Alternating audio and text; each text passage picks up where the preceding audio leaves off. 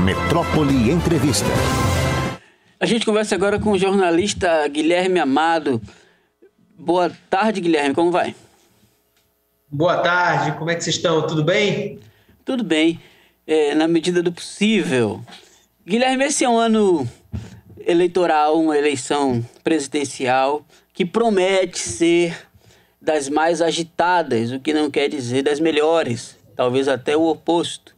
Mas se a gente tem acompanhado assim uma espécie de declínio do debate político propriamente dito, por uma espécie de guerra eleitoral que vale tudo ou eleitoreira, esta promete superar a anterior com o uso de baixarias digitais e outros artifícios.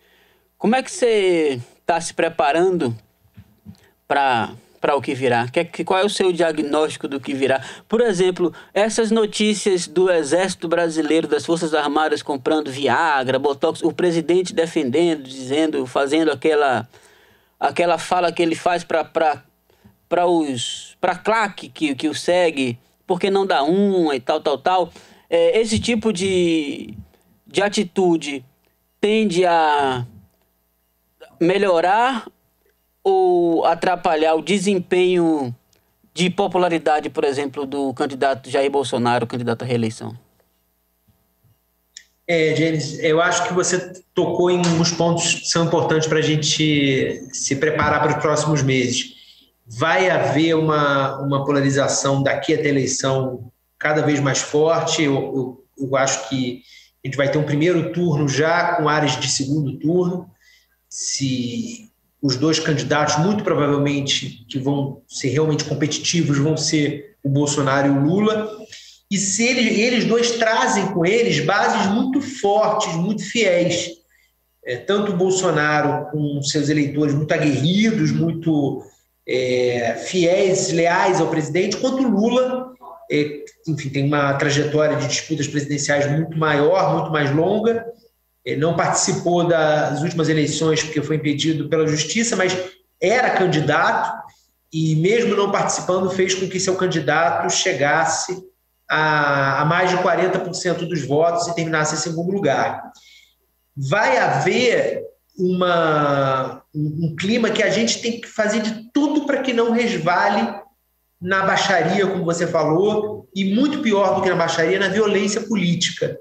E não deixar que essa violência da palavra de ódio, do discurso de ódio nas redes sociais, nos debates, isso não resvale para o crime de ódio na vida real, como a gente viu acontecer em 2018, em que houve eleitores do Lula agredidos, o ataque ao Bolsonaro, embora tenha sido cometido por uma pessoa que tinha um problema de saúde mental, foi também um ataque de ódio, a gente não pode ignorar isso.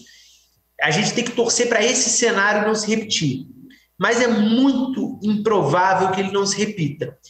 E no meio disso, a gente também não pode ignorar fatos, acontecimentos, episódios, revelações do jornalismo, como essas que você citou da semana passada, das compras do Exército, que podem ou não ter sido superfaturadas. Duas dessas compras, né, de Viagra e de prótese peniana, estão sob investigação do TCU, depois que os jornalistas revelaram. A compra de Viagra foi revelada pela nossa colega Bela Megali no Globo, a das próteses penianas pela minha coluna aqui no portal Metrópolis. E depois, também na mesma semana, a gente mostrou a compra de Botox. Essa, segundo o Exército, não foi por nenhuma razão estética, foi para atender pacientes que sofreram de outras doenças e precisariam do Botox para reconstituir rosto, enfim, para tratar outras doenças. Esses tipos de episódios, eles tendem a polarizar mais esses acontecimentos, nesse caso, as notícias reveladas tendem a polarizar mais, porque são usadas para satirizar uma base muito importante do presidente, que são os militares, e a gente, como jornalista, fica no dilema, não noticiar ou noticiar da maneira correta, explicando, dando o outro lado, dando contexto, mostrar onde está o possível mal feito ali, se há evidência de que foi superfaturado, não foi. A gente, no caso aqui da coluna, optou por noticiar, dando ao Exército o outro lado, a explicação, no caso do Botox, de que não era para nenhum fim estético, e no caso da prótese peniana, dando a versão do Exército de que não foram compradas 60 próteses penianas ao valor de 3,5 milhões de reais, mas sim apenas 3, foi o que o Exército falou, apesar dos documentos disponíveis no portal da transparência mostrarem outros números. E a gente espera isso, que as pessoas tenham o máximo de racionalidade possível para saber diferenciar o que são as instituições do que são eventuais pessoas que tenham cometido malfeitos nessas instituições.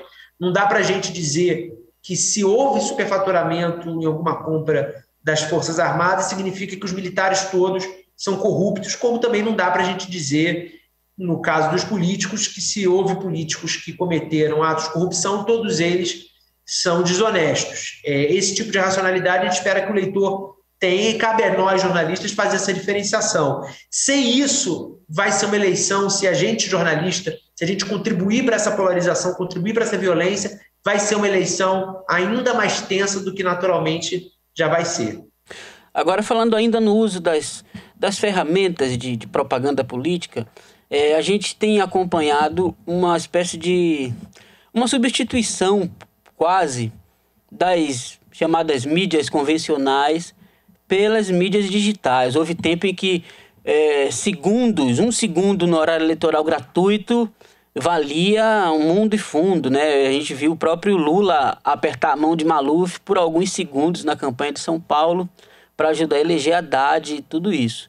E o presidente se elegeu tendo um tempo ínfimo de propaganda eleitoral oficial e apostando tudo em memes, em estratégias digitais, WhatsApp, tudo isso que a gente já sabe. Falando na campanha do PT, você acha que o PT, o que você observa, Lula e o PT entenderam, como eles estão engajados nessa nova forma de fazer campanha eleitoral? Por exemplo, o canal de Lula tem menos seguidores que o de Ciro Gomes, que aparece nas pesquisas muito abaixo dele. Você acha que o PT ainda não entendeu direito essa migração? Como é que você acompanha esse processo? Acho que você acabou de falar num ponto que é fundamental a gente não ignorar, para a gente não achar que as redes sociais são mais poderosas do que elas já são na verdade. Você falou, o Ciro tem mais seguidores no canal do YouTube do que o Lula. E quantos percentuais, quantos pontos de intenção de voto tem o Lula e quantos tem o Ciro? O Lula tem muito mais. Tem mais de 3 vezes, na maioria dos levantamentos, 4 vezes a quantidade de pontos de intenção de voto que o Ciro Gomes tem. A campanha de 2018, ela não pode ser comparada com a desse ano por uma série de razões. Primeiro, porque você não tem o mesmo ambiente político de se querer uma novidade como se tinha naquele momento. Os 2 candidatos que estão mais fortes e que provavelmente irão para o segundo turno, caso se confirmem os números das pesquisas de hoje, são 2 candidatos que não são novidade. Um governou a gente nos últimos 3 anos e 4 meses, o outro foi presidente durante 8 anos e disputou todas as eleições da redemocratização para cá, com exceção das 2 em que ele apoiou a candidata vitoriosa, Dilma, ou a última em que ele foi impedido pela justiça. Então não tem nada de novidade. Tudo leva a crer que o eleitor não quer novidade. E em 2018, isso favoreceu muito o Bolsonaro, como favoreceu muito o Bolsonaro um forte movimento, um forte sentimento contra o PT e contra o Lula. Ali, vamos lembrar, a gente estava no auge da Lava Jato, a Lava Jato, sem que se soubesse dos bastidores do que foram do que foi o relacionamento dos procuradores de Curitiba com o Sérgio Moro, sem o Sérgio Moro ter ido para o governo Bolsonaro, que perante muitos eleitores descredibilizou ele, tirou a imparcialidade dele para o próprio STF, inclusive, né? Foi isso que tornou nulas as condenações do Lula. Era um momento de negação da política, de se querer um novo, e um novo que nas redes sociais já era muito forte. Bolsonaro, em 2018, já tinha uma força muito grande, uma força que ele vinha construindo há anos. E naquele momento, não dá para a gente dizer que as redes sociais foram a razão da eleição do Bolsonaro, mas sem dúvida ajudaram muito. O que foi feito legalmente pelas redes sociais e o que talvez tenha sido feito ilegalmente, conforme o próprio TSE mostrou que houve disparos de mensagens para o WhatsApp em massa. A chapa do Bolsonaro e do Mourão não foi condenada, eles não perderam a chapa no TSE por conta disso, mas ficou evidenciado que houve isso, conforme a Folha de São Paulo havia mostrado. Esse ano, as redes sociais, claro que vão ter um papel também importante, mas eu arrisco dizer que não vai ser tão determinante, tão relevante quanto foi em 2018. A maior prova disso é que o próprio Bolsonaro não ficou acomodado com o pouco tempo de TV que ele tinha em 2018. Ele sabe que ele não é mais uma novidade. Ele sabe que ele vai ter uma eleição, mesmo que ele vença, muito mais difícil do que foi a eleição dele de 2018. Para isso, ele foi para o PL, que é um partido que, por si só, já tinha um volume em minutos para propaganda eleitoral relevante, e para isso ele vem se esforçando para fazer uma chapa com apoio também do PP e do Republicanos, o que vai dar a ele provavelmente ou o maior ou o segundo maior tempo de TV da campanha presidencial. De novo, se redes sociais fossem a única coisa relevante, ele não estaria se coçando para ter tanto tempo de TV. E, por fim, para concluir essa análise, eu lembro o que a gente viveu nos últimos 2 anos. Nos últimos 2 anos de pandemia, o nosso ouvinte aqui, quando ele queria se informar sobre qual vacina tomar, qual medida sanitária ele deveria seguir para se proteger do coronavírus, se ele deveria ou não confiar em remédios que se diziam milagrosos e não tinham comprovação científica, como a cloroquina no combate à Covid, ele recorria ao WhatsApp ou ele recorria ao jornalismo? Ele recorria ao jornalismo, porque ele sabia que aquela notícia, por uma série de princípios jornalísticos, de filtros jornalísticos, de critérios jornalísticos, por ele saber quem está apurando aquilo, quem está produzindo, quem são os profissionais que estão por trás da produção daquela notícia, nesse conteúdo ele sabe que ele pode confiar. E no conteúdo que chega via WhatsApp, via redes sociais, não necessariamente ele pode ter esse critério de confiança. Então eu acho que, ainda em que se pese toda a importância que se tem a rede social, as mídias tradicionais e o jornalismo feito profissionalmente ainda tem um peso muito importante na hora de influir na decisão do eleitor. Fala em composição de chapa, no dia 7 de maio próximo será anunciada a chapa Lula-Alckmin. Como é que você vê essa composição? Quais são os pontos fortes? É engraçada, né? Eu acho engraçada, acima de tudo. Aquele vídeo da semana passada, eu estava de férias, voltei hoje de férias, mas não pude deixar de ver a estranheza de ver o Geraldo Alckmin discursando para líderes sindicais, chamando o Lula de grande líder popular e falando sobre a chapa dos dois, o apoio dos dois. É curioso, a gente olha com estranhamento, mas a gente vive tempos estranhos, né? A gente vive, infelizmente, um tempo que a gente vê diversos atores, não só o presidente Jair Bolsonaro, mas diversos políticos atacando diretamente a democracia. E o movimento feito pelo Lula e pelo Geraldo Alckmin foi no sentido de temos divergências, historicamente fomos adversários, mas estamos juntos aqui na composição de uma chapa pela defesa da democracia. Essa é a mensagem que eles querem passar.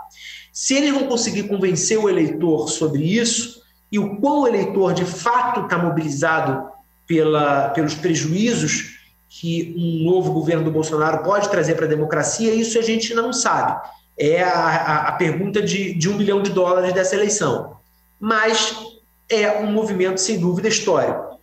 O que o Alckmin e o Lula estão fazendo é o que no mundo inteiro, em países em que a democracia se viu em risco por líderes populistas, autoritários como o Bolsonaro, se recomendou que os políticos que zelam pela democracia fizessem.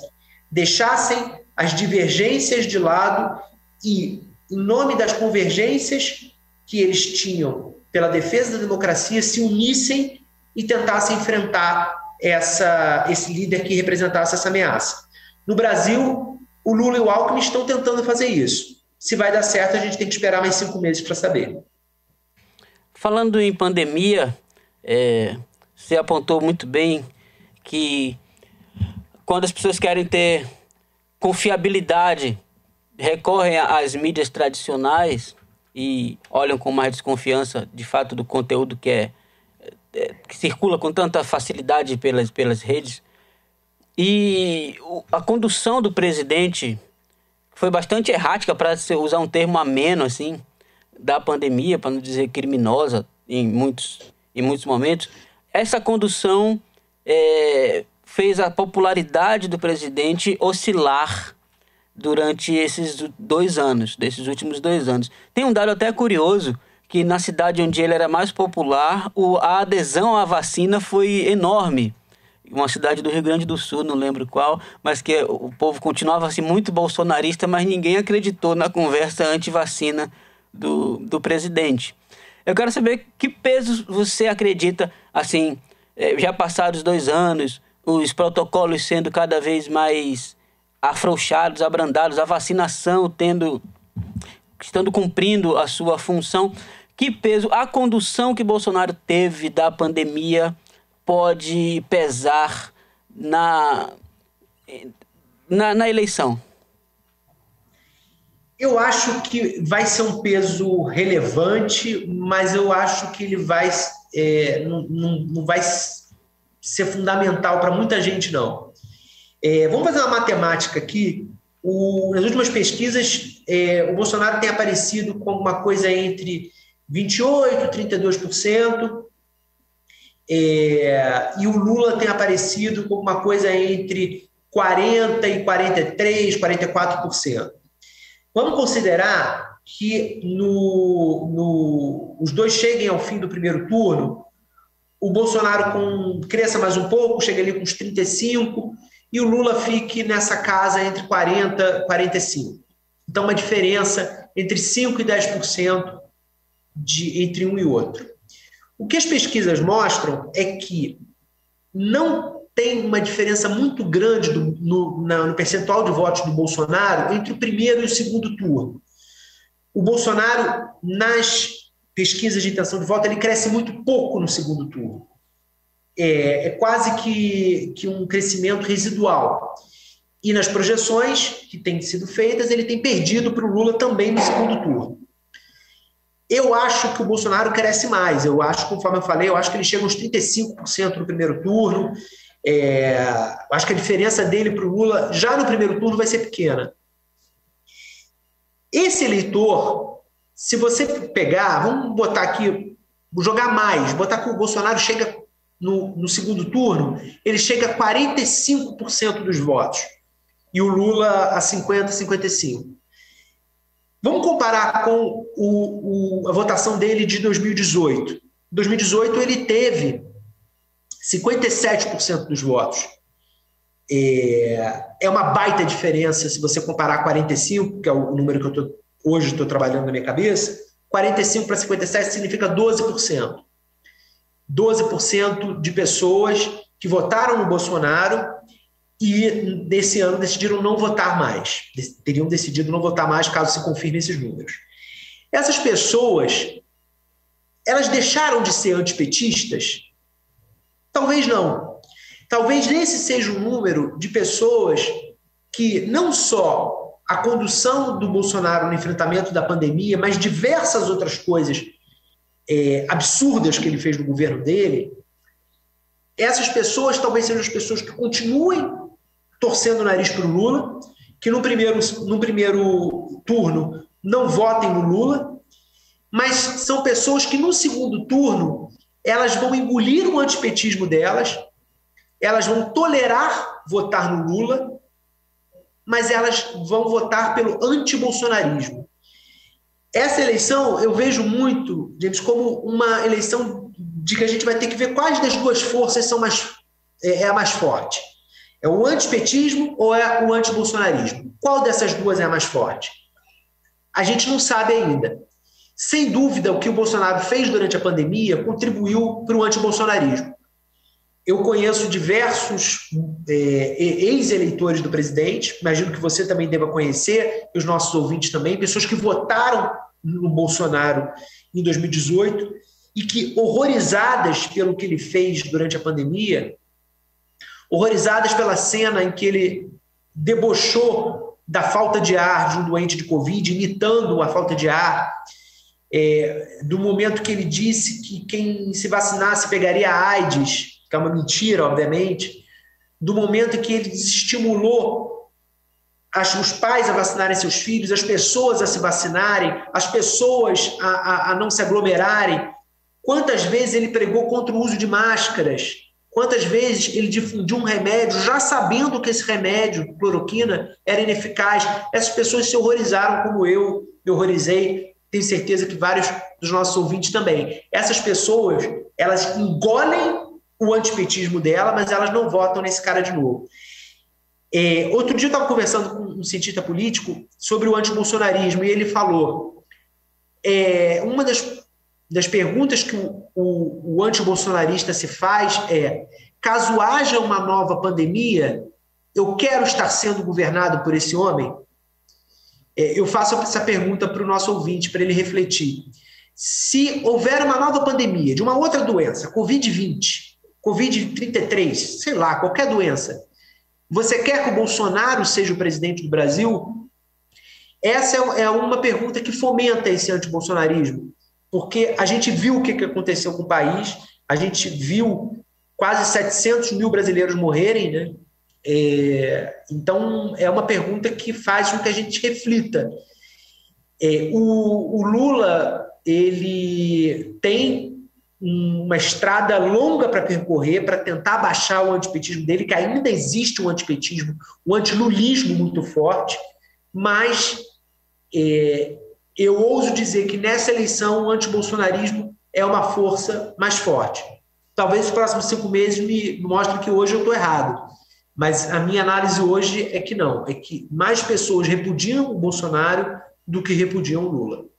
Guilherme, infelizmente o nosso tempo está acabando, nós só temos mais 2 minutos, por isso eu vou te pedir uma resposta sucinta. A gente tem que fazer o intervalo na hora exata da Ave Maria. Eu gostaria de te ouvir mais, mas é isso. O que você achou desta recomendação do New York Times para os seus jornalistas acreditarem menos, confiar menos e utilizarem menos o Twitter como fonte?